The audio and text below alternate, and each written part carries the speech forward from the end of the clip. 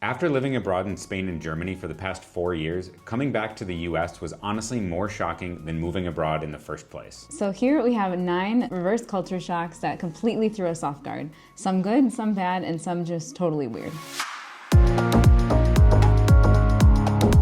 So we've been living abroad for a little over 4 years now. We lived for a year in Spain and about 3 years now in Germany. It's kind of hard to believe.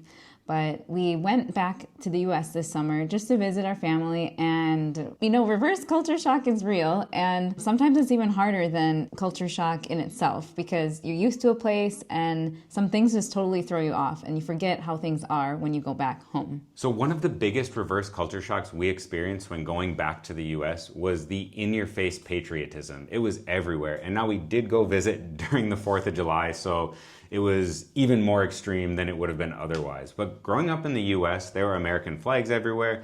We celebrated the 4th of July as a family, and it wasn't something I had ever thought twice about before we had actually moved abroad. Now in Spain, you saw some Spanish flags, but it was a little bit more of the regional autonomous community flags. And in Germany, you hardly see any flag because it has a different connotation to it. And seeing all the flags in the US, I would say it actually kind of made it feel like it had a different connotation to it, especially after having lived in Germany.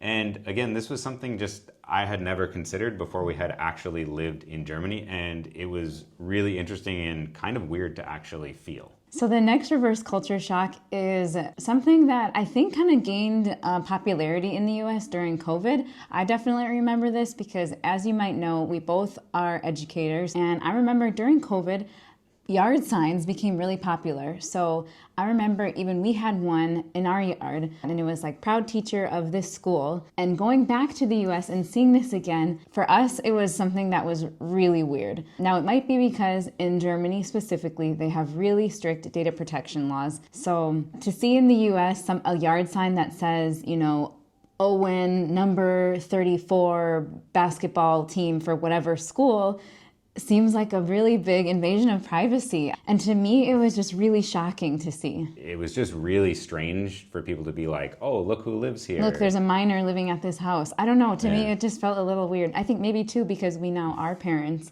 and I don't know, it was something that, again, we would have never thought of before, but now living outside of the US and coming back home, we're like, oh, that's a little weird. So this reverse culture shock really caught me off guard, and I didn't expect it because I was just in a grocery store and I went to go look at the beer and I thought, oh, I'll get some to try. I haven't tried an IPA or some like fun American beer in a while. Not that we have a problem with German beer at all, but we missed some of the selection in the US. I went to go get some. I was totally shocked because you had to buy a 6-pack or a 12-pack, and I just kind of thought, oh, well, I can just go buy a can or a bottle here, and that's not really a thing in the US. Some places might have a make-your-own 6-pack, but in Germany, you generally just pick the bottle you want and get it that way. Or you can get these big, huge crates of it's like 24 beers. Having to buy like an entire 6-pack, I actually just ended up passing on the beer at the grocery store because I knew I wouldn't drink it all.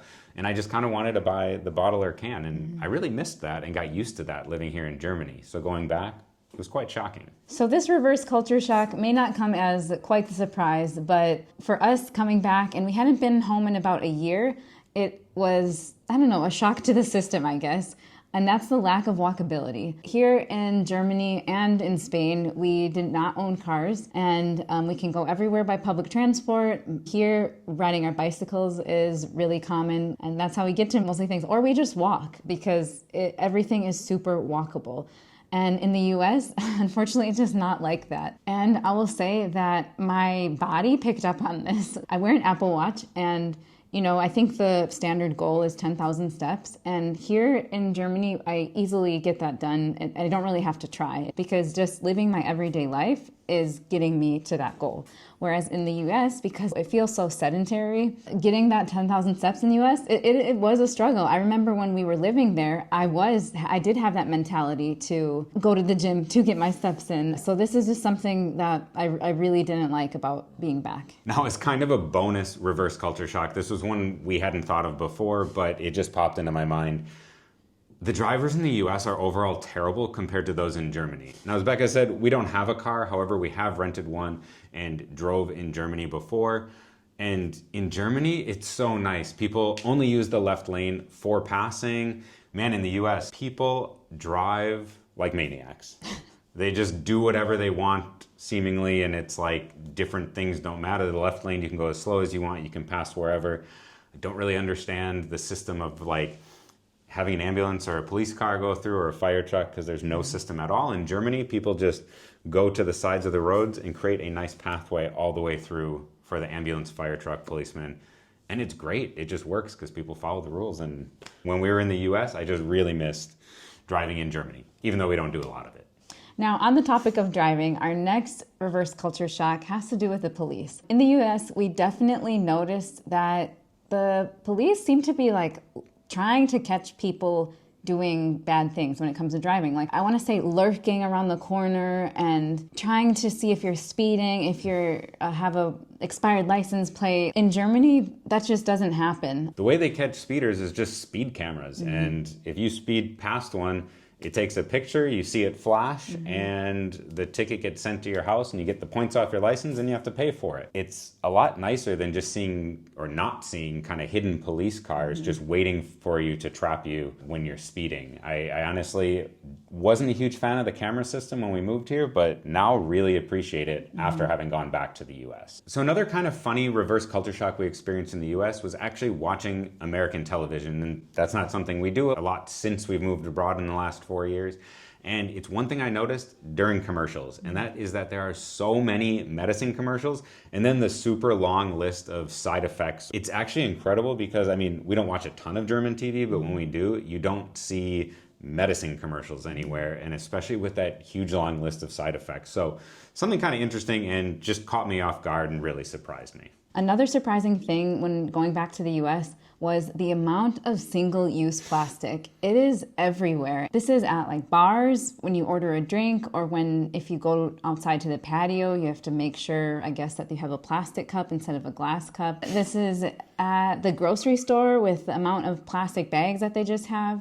I feel like it's everywhere, and it's so much and so wasteful. Yeah, wasteful. Here in Germany, if you're at a beer garden, they'll just give you a glass, and sometimes there'll be a deposit, but sometimes not, and you just go return it, or they come around and collect them when you're finished. And I don't know why in the United States there aren't more systems like that. It just seems so wasteful to have so much single-use plastic. So speaking of the US, one thing that's a little bit shocking, and I know it's 100% tied towards capitalism, the bulk deals in grocery stores are almost anywhere. So for example, in any grocery store, it's like you buy a box of Cheez-Its, but if you buy 6 boxes, then they're 50% off or something like that. It's in every grocery store, just around like every single aisle at the end caps. They have these deals, or I don't know, in a restaurant, like, oh, buy 2, get the third one half off, or buy this. And it's really funny because in Germany, sometimes it's funny that they don't actually have these. It's just like, if you want 3, then you pay the price for 3. If you want 4, you pay the price for 4. There's no actual deal of buying in bulk. It's not something I had ever considered before, and definitely when we lived in the US, we bought in bulk. But here in Germany, we actually go to the grocery store, I'd say almost every day, at least every 2 days, just to kind of get what we need for a day or two, and then we go back. It's just more common, and I think one thing is that we are walking past it with the walkability that Becca said. But just seeing those bulk deals really is something I feel like that emphasizes people to have so much more stuff in the US compared to here in Germany or in Spain. So this next culture shock might be the most unexpected for us, and that is how people are actually so friendly in the United States. I remember the first day when we got there, I went for a run, and running here in Germany, let's just say people, I don't know, just ignore you or just don't look at you, pretend you're not even there. And I went for a run in the US the first day back, and wow, people are waving to me, people are saying good morning. And I was like, oh my goodness, like waiting in line at the grocery store, people are chit-chatting with you, asking me how my day was. And I'm like, oh my gosh, this feels kind of nice. People are just so friendly. Becca's reaction with this was, oh my goodness, that felt so great. When I went for a run the first day and people were like, good morning, have a good weekend, happy Friday. I was like, what are you doing? Leave me alone. I was like, oh man, I'm really used to Germany where sometimes I think people are maybe being a little bit rude, but I don't know. In this case, I was like, oh wow, I'm actually being very cold towards them because I was like, why are you talking to me? Just go do your thing, I'll go do mine. And maybe I've been living in Germany too long. But overall, the small talk was very nice. And I think one big thing is the language, because we obviously are native English speakers. And it was nice to just be able to have those small connections in different places where perhaps we do miss out on some of those in Germany, not speaking the language very well. Now, we know that some of it can seem a bit surface level, almost at times a little shallow, but I'll be honest, it was kind of nice. So if you've ever lived abroad and have experienced reverse culture shocks, make sure to let us know what those were in the comments, because we're really curious and we want to hear what you experienced. And at the same time, if you have any other videos that you would like us to make on this topic or on others, make sure to let us know, because we want to make some videos that we know you would like. And we have some popping up right here in the middle between our heads. And we hope to see you over at those other videos. Bye.